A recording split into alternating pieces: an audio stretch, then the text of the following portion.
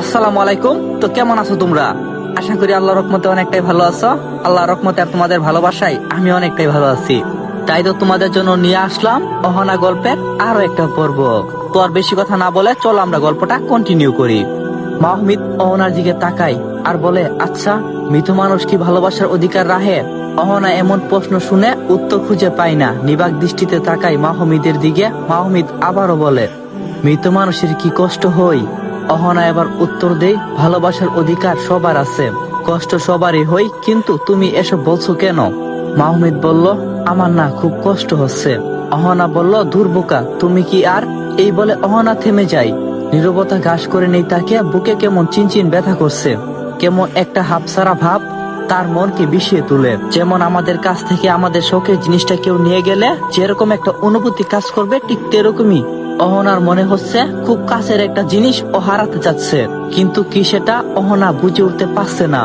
আর ওইদিকে রুস্তম অহনার মায়ের ছবিটা দেখছিল, কান্না ভেজা চোখ তার। ছবিটায় হাত বুলিয়ে বলল, মেয়েটাকে কোনো কুল কিনারা না করে চলে গেলে তুমি, স্বার্থপর তুমি। আমি কিভাবে কি করব? তুমি জানো, বাবা না থাকলে মা সন্তানকে ভালোভাবে মানুষ করতে পারে, কিন্তু মা না থাকলে বাবা কোনোভাবেই সন্তানকে মানুষ করতে পারে না। সবাই এইটাই বলে। আমি জানি আমি পারবো আমার মেয়েকে ভালোভাবে রাখতে, তবুও না আমার খুব ভয় হই তুমি থাকলে হয়তো আর এরকমটা হইতো না। এমন সময় দরজায় কেউ কারা নাড়ে। রুস্তম চোখ মুখ মুছে দরজাটা খুলে দেয়। মধ্যবয়স্ক একজন লোক এসেছে। রুস্তম আসার কারণ জিজ্ঞাসা করলে তিনি বলল, কর্তা আমনেরে যাইতে কইছে। রুস্তম ভয় পেয়ে যায়। মুরুলকে তার ভালো মনে হয়, কিন্তু বড় লোকদের কোনো বিশ্বাস করে না। কখন কি ঝামেলা করে দিয়ে বসে বলা যায় না। লোকটা আবারও বলল, কর্তা বলছে আসরের পর যাইতে। কথা নাহি আছে। চলে যাওয়ার পর লোকটি রুস্তম নির্ভীক হয়ে পড়ে। কোনো ভুল করছে কিনা সেটা ভাবতে থাকে। হঠাৎ ডাকতে রুস্তম ভয় পেয়ে যায়। কেন ডাকছে তাকে? কি বিষয়ে বা কথা বলবে? এমন কি জরুরি তলব? নানা চিন্তা টেনশন যেন ওকে কুরে কুরে খাচ্ছে। অহনা বলল, আমাকে জড়িয়ে ধরবে? মাহমিদের চোখ স্থির হয়ে যায়, উঠে যায় সে। ধরাশায়ী ভাবে দাঁড়িয়ে থাকে অহনার সামনে। অহনা আবারও পুনরায় বলল, জড়িয়ে ধরবে? মাহমিদ বলল, কেন? অহনা বলল, আমি চাচ্ছি তাই। মাহমিদ বলল, কিছু চাওয়া অগুসরে থাকাই ভালো। অহনা বলল, আরে ধরো না, শুধু একবার। মাহমিদ নিজেকে স্থির রাখতে পারল না। কষ্ট হচ্ছে তার। হাত দুটো মুঠিবদ্ধ করে দম নেই। আমি দৃশ্যমান হলে আমার শক্তি কমে যাবে অহনা। যে কাজের জন্য আমি এসেছি সেটা সম্পূর্ণ করতে পারবো না, অসম্পূর্ণই থেকে যাবে। অহনা বলল, এত বাধা কেন? তাহলে কেন এসেছিলে আমার জীবনে? মাহমিদ বলল, আমি আসতে চাইনি, তুমি ডেকে এনেছ। অহনা বলল, আমি ডেকে এনেছি, কিন্তু আমি তো কখনো তোমাকে ডাকিনি, চিন্তামো না। মাহমিদ বলল, কে বলছিল অর্ণব নামের ছেলেটার সাথে তোমার সম্পর্কে জড়ানোর? অহনা বলল, আমি তাকে চিনতে পারিনি। 2 মাসের পরিচয়ে তাকে বিশ্বাস করাটা উচিত হয়নি। মাহমিদ বলল, এটাই কারণ। অহনা বলল, ক্ষমা চাচ্ছি। মাহমিদ অন্যদিকে চোখ ঘুরিয়ে রাখে। চোখ তার নত, কিছুতেই অহনার দিকে তাকানোর সাহস পাচ্ছে না।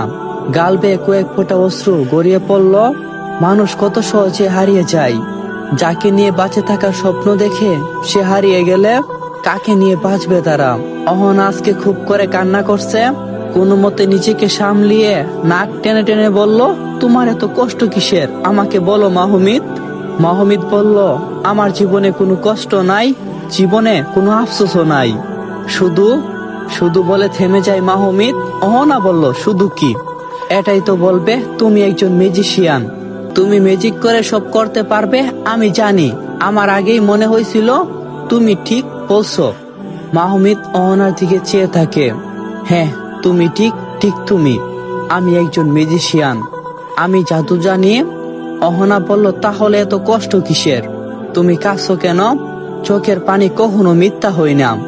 মাহমিদ বলল, আমি বুঝতে পারছি না কেন আমি কাঁদছি, কারণটা অজানা। বুকটা হু হু করে অহনার মাহমিদের কাছে এগিয়ে আসে। অশ্রু সজল চোখ জোড়া রক্তিম হয়ে আছে মাহমিদের। অহনার দিকে হাত বাড়ায়, কাঁধে 2 হাত রাখে। অহনার চোখের কোণে জমে থাকা পানি কণা আঙ্গুলের গোসায় সরিয়ে নেই। কাঁদছো কেন? অহনা বলল, তুমিও তো কাঁদছো। মাহমিদ 2 হাত পিঠ দিয়ে চোখ মুছে নেই, কাঁদছি না আমি। আর তুমি বোকা, বুঝতে পারো না। অহনা বলল, জড়িয়ে ধরো, আমার হাসফাস লাগছে। মাহমিদ এক জটকাই অহনাকে। আসসালামু আলাইকুম। তো এই পর্বটা এখানে সমাপ্ত করলাম। পরবর্তী পর্বের জন্য 500টা কপি লিঙ্ক করে দিও। তারপরে পরবর্তী পর্ব আইব, নাইলে কিন্তু অহনা গল্প আর কন্টিনিউ করবো না। তুমি করে কয়ে দিলাম, যদি পরবর্তী পর্ব চাও তো 500 কপি লিঙ্ক আর সবাই একটা করে রিপোস্ট করবা। আর কমেন্ট বক্স কিন্তু ভরা চাই মিয়া। তো ভালো থাইকো, আল্লাহ হাফেজ।